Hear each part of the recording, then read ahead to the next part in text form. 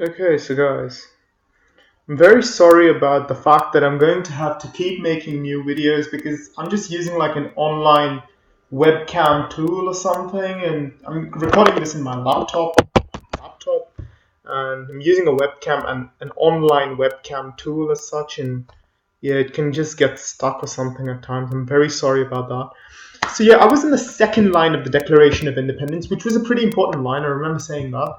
Hopefully, this doesn't get stuck again when I shift to another page to read the sentences. Yeah, so yes, life, liberty, and the pursuit of happiness, and it says that those are which pretty much goes to the basic philosophy of freedom, which I've tried to explain, of life, which is the protection of one's life, of liberty, which is freedoms that one is inherently endowed with, and the pursuit of happiness. The fact that we are able to pursue our desires and our desires in all truthfulness, and what we truly would want to do would always be within the limits of our liberty. So liberty and the pursuit of happiness, it goes hand in hand. Without either one of them, the other one's not possible. You know, if you understand, like such as for me, for example, when I started pursuing my happiness, I understood that liberty was essential in order to do it. And similarly, in order to pursue happiness and to be able to be happy and to be in contentment, we're going to have liberty. So it kind of complements one and the other, liberty and the pursuit of happiness, so which is something they talk about in the Declaration. And I continue that to secure these rights, governments are instituted among men, deriving their just powers from the consent of the governed, which is again, in simple words, this is the rights, the inherent God-given rights of everybody, and to secure these, this is the reason and the purpose a government is formed, deriving these deriving their just powers from the consent of the governed. Again, very important words. Just powers from the consent of the governed. Just powers means the power is attained through justice, which basically means that just powers means that from the consent of the governed. Who's being governed? The public? How did they get the consent? Democratically, and because they've been able to get those powers democratically, it is a just power. There is a justification for getting that power and for being the ruler. What is the justification? The fact that the majority has given me, has told me, yes, I can govern. That is the whole notion of how a democracy functions. Just powers which has been derived from the consent of the governed. It is just for me to rule because I have been given the consent. The majority has chosen me and has permitted me to rule over them by creating these laws. And this is the function of the government, which has been explained. That whenever any form of government becomes destructive to these ends, it is the right of the people to alter or abolish it and to institute new government, laying its foundation on such principles and organizing its powers in such form as to them shall seem most likely to affect their safety and happiness. That whenever a government, so this is of course, they're talking about the fact that the British started becoming tyrannical over the Americans. They dissolved their own parliaments and constitution and started basically becoming a monarchy over them. And they said that whenever the role of a government, which they have explained beautifully in their second line, which hopefully I've talked about earlier, and hopefully help to get the point across as to why government does exist, to protect the right and liberty of a person so that they are able to pursue their happiness. That is the only function of the government, to protect the liberty of a person so that they are able to pursue their happiness or choose to not, whatever they choose to do with it. At least they're able to do it. That whenever a government becomes destructive to these ends and the government is not able to do this, they have a right to alter it or to overthrow it and create or institute something new which will help them to pursue these goals, basically. Yeah.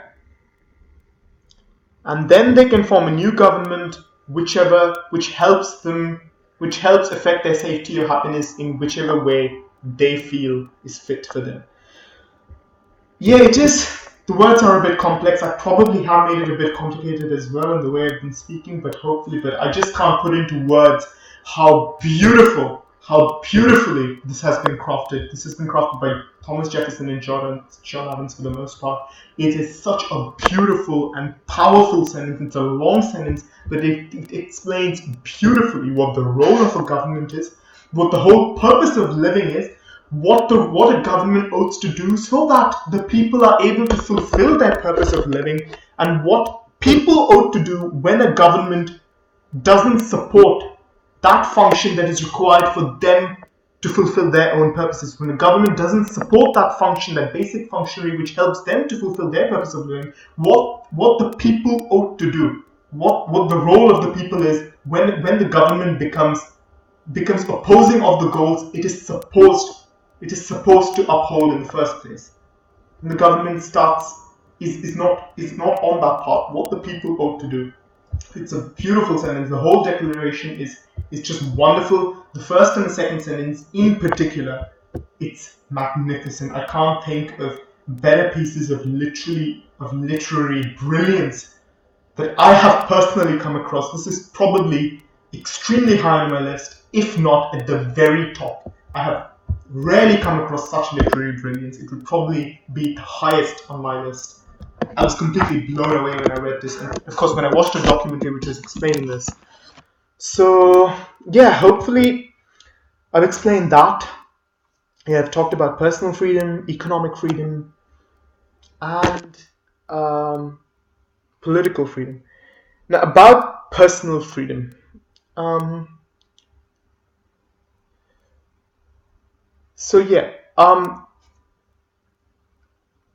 So this is going to be my third video. I will just finish off with a few more things that I want to talk about. Okay, now I know this is a very odd time to start, but I haven't told you who I am and why I'm doing this. So my name's Raj, or Raj Chatterjee. Of course, that's not my legal name, but my legal name's really long and it's very hard to pronounce even for Indians, so you can just call me Raj. The accent is, I've been living in Australia for nearly 3 years now. I'm a university student over here. I've still got to finish it, so still over here. Nearly 3 years over here now. Hopefully, my hope is I want to be a part of Indian politics. I want to be a part of this party. I want to be elected to Parliament, to Indian Parliament. I want to uphold the rights and liberties of people, of mine. I want to uphold my own rights and liberties, which would ultimately end up protecting the rights of everybody. But I'm in this for myself, to be very honest, and that's what I hope to do. It's something I wish to do for now. So I'm just pursuing that. And yeah,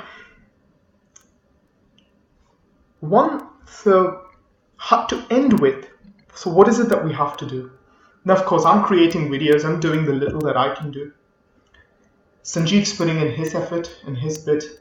Sanjay Sonamani is doing his part. We're all doing these little bits, but the important thing is I'm not in India, so I really can't just go out there and talk to people on the street.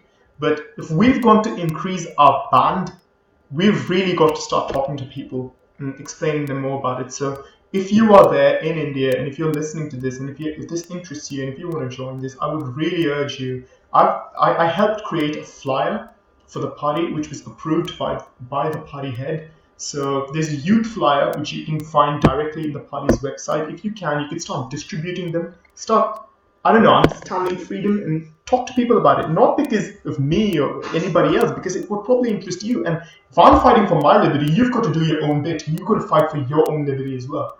And only if we all do little bits, we add up our own little efforts, all of us, that's when it turns into something big, to be honest. One person can't shake the whole world, but if all of us banding together with our little bits, it could create something big. And it's not like you've got to distribute party flyers itself. You can create your own flyers based on the ideology of the party, based on the ideology of freedom, whatever that attracts you. Since we are all here freedom lovers and we're banding together, I would naturally expect you to be a freedom lover as well. So based on that philosophy, you can create your own flyers, just have it approved by the party head, and then of course go distribute it to people, talk to people. We need to get more people in our band, because as in the end, even if you read the Declaration of Independence, I go back to it, the just powers from the consent of the governed. We need to have the consent of the governed. If we go to rule, if we go to establish the rule of the free, We've got to be out there to be democratically elected. And how can we be democratically elected? Only when the majority elects us. The majority can only elect us if they know about us, if they know what we stand for, and they agree with what we stand for, and they're willing to give us a chance. That's only possible if we start talking to them. So I would really urge anybody out there to please create your own flyers or whatever. You can download a ready-made flyer from the party website.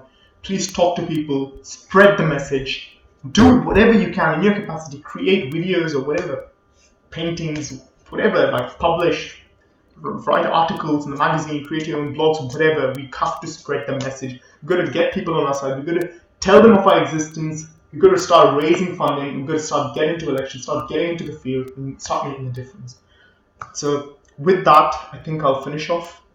I think I might create one last video where I'd like to talk about free speech and hate speech and the connection between the two. But again, that's for next time. Thank you very much for listening to me. I hope I've been able to keep you interested all along, and thanks a lot for listening, and take care.